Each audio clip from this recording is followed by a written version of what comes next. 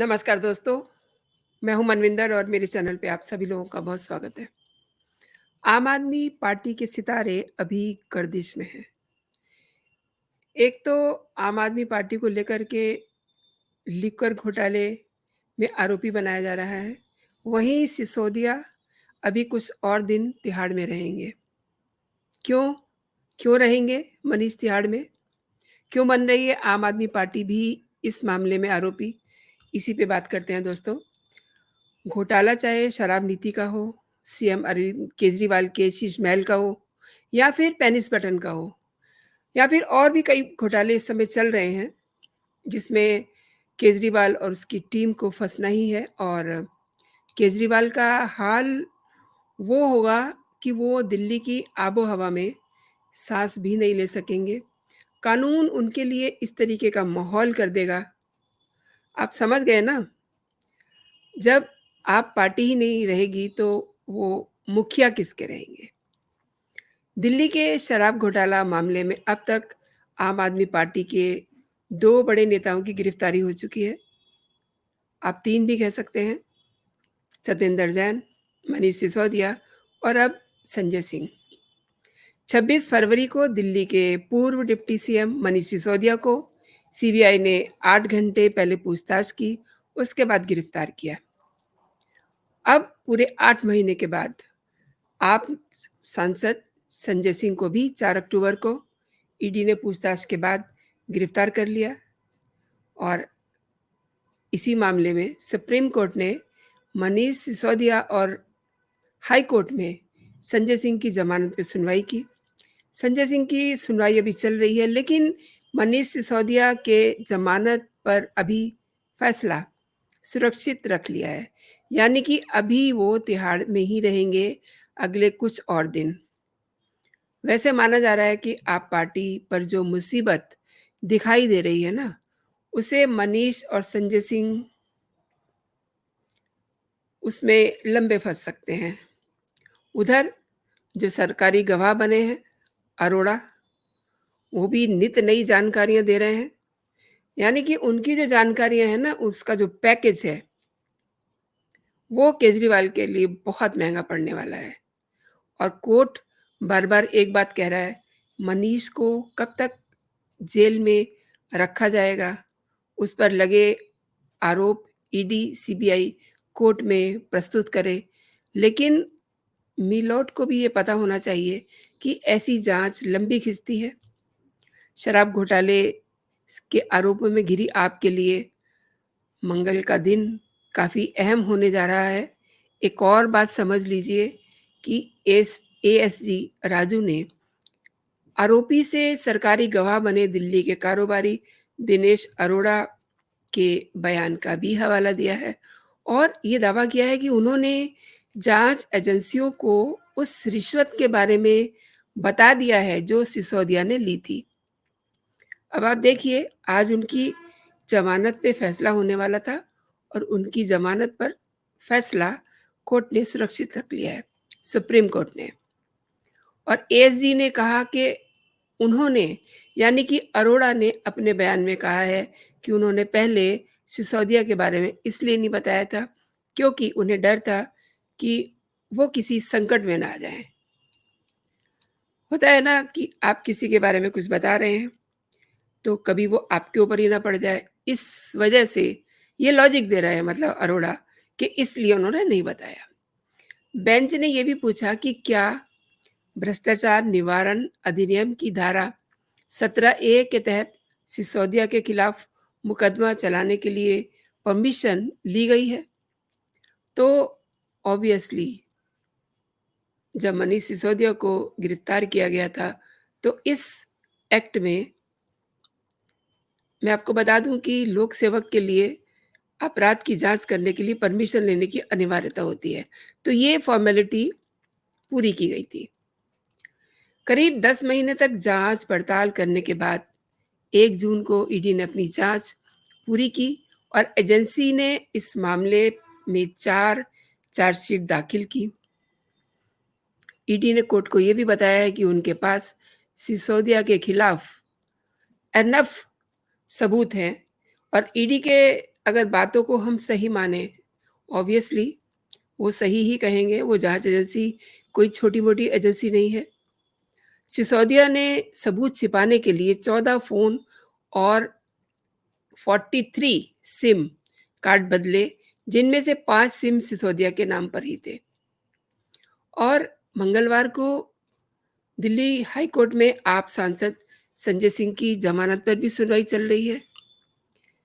करीब 7-8 अधिकारी आबकारी नीति केस के सिलसिले में छानबीन कर रहे थे और आबकारी नीति केस की चार्जशीट में संजय सिंह का नाम भी है, इसीलिए आज वो तिहाड़ जेल में है।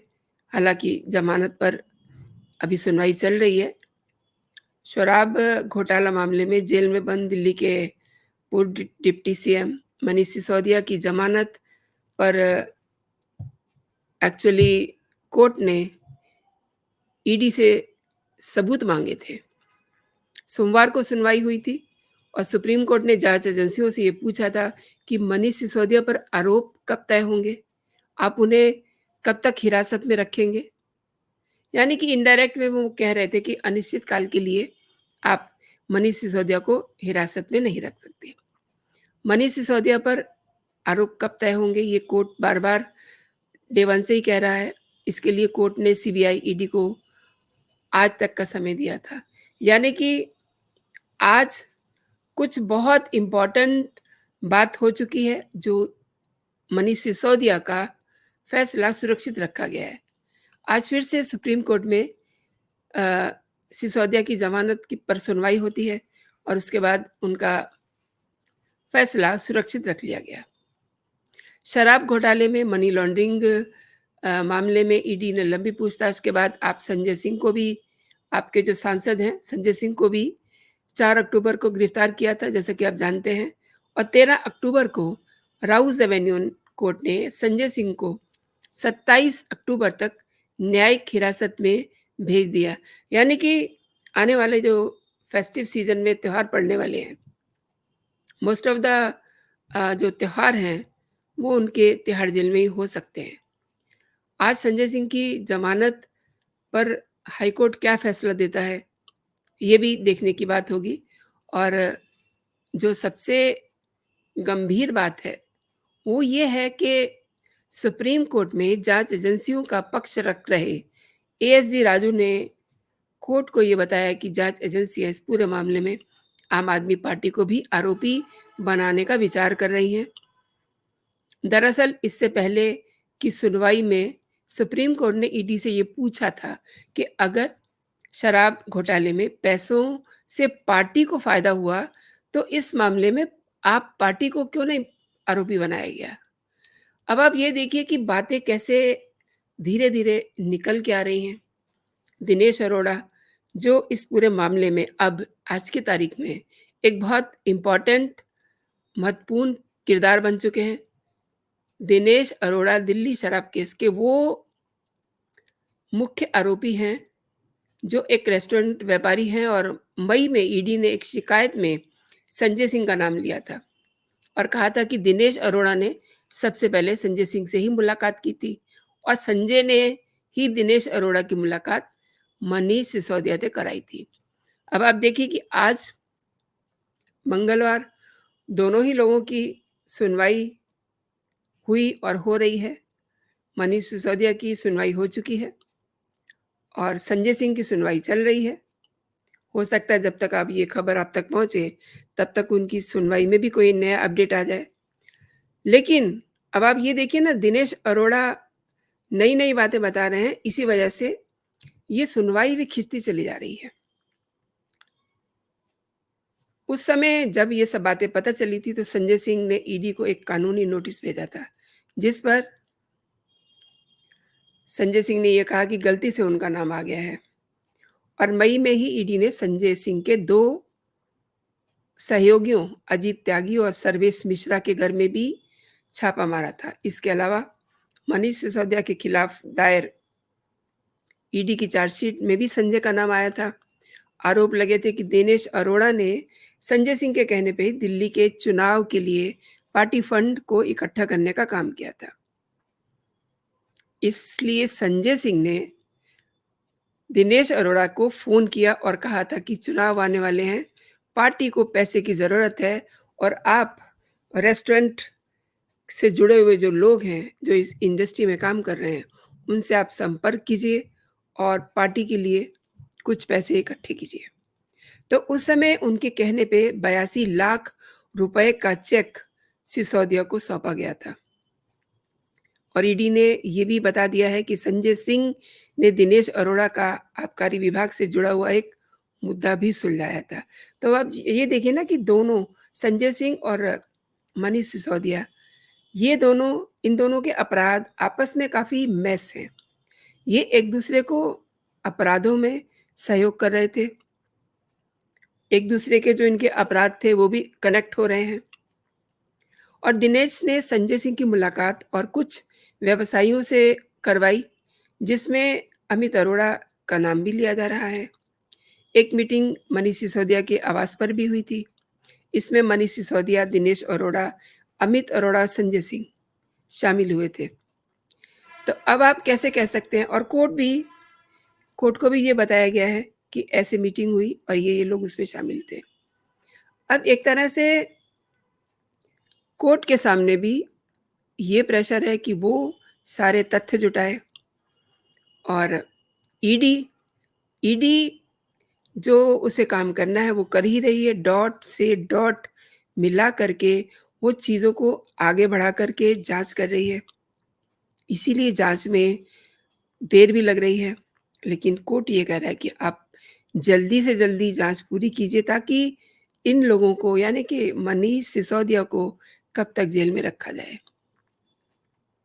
अब विवेक त्यागी और अमित अरोड़ा के बिज़नेस में हिस्सेदारी संजय सिंह के जो करीबी हैं, विवेक त्यागी और अमित अरोड़ा, इनके यहाँ से संजय सिंह को पैसे भी आते थे और जो दिल्ली की शराब पॉलिसी में बदलाव करने की बात थी, वो इन सब लोगों को फ़ायदा देने के लिए ही की गई थी। ये समझने की बात है कि शराब पॉलिसी मामले में 2 केस चल रहे हैं। एक केस सीबीआई ने दर्ज किया है, दूसरा केस ईडी ने शुरू किया हुआ है और दिनेश को 2022 में सबसे पहले सीबीआई ने अरेस्ट किया था। जब उसकी गर्दन नपने लगी, तब उसने संजय सिंह और मनीष सिसोदिया के नाम लिए और दिनेश ने कोर्ट में कहा कि वो इस मामले में सरकारी गवाह बनने चाहते हैं, तो उन्हें सरकारी गवाह बनाया गया और राउज़ एवेन्यू कोर्ट ने ये बात स्वीकार कर ली और इसके बाद वो बाहर आ गए। फिर जुलाई 2023 में दिनेश को ईडी ने अरेस्ट किया और संजय सिंह पर छापा पड़ने के ठीक 1 दिन पहले, यानी कि 3 अक्टूबर को दिनेश अरोड़ा ईडी केस में भी सरकारी गवाह बन गए। तो ये देखिए कि किस तरीके से आपस में इनके अपराध, यानी कि मनीष और संजय दोनों मिल कर के ये सब कर रहे थे, किसके लिए? अरविंद केजरीवाल के लिए। तो अब जो बात निकल के आ रही है ना कि आप पार्टी को भी क्यों ना इसमें आरोपी बनाया जाए। अब इसमें ये हो सकता है कि कल को ये जो केजरीवाल हैं, इन पर जाँच की आँच आए, लेकिन उससे पहले ही अगर इनकी पार्टी का चैप्टर क्लोज़ हो जाता है, तो फिर ये क्या करेंगे? ये तो वक़्त ही बताएगा। लेकिन फ़िलहाल मनीष सिसोदिया अभी तिहाड़ जेल में ही रहेंगे और जैसे ही मेरे पास कोई जानकारी आती है संजय सिंह को लेकर के, मैं आपके साथ ज़रूर शेयर करूँगी। दोस्तों, आज के लिए इतना ही। ने मेरा पूरा वीडियो देखा, आपको मेरा वीडियो पसंद आया हो तो इसे आप लाइक ज़रूर कीजिए। इस पे आप अपनी राय भी ज़रूर दीजिए ताकि मैं ये समझ सकूँ कि आपको मेरे कंटेंट पसंद आ रहे हैं। आप खुश रहिए, स्वस्थ रहिए। जय हिंद, जय भारत।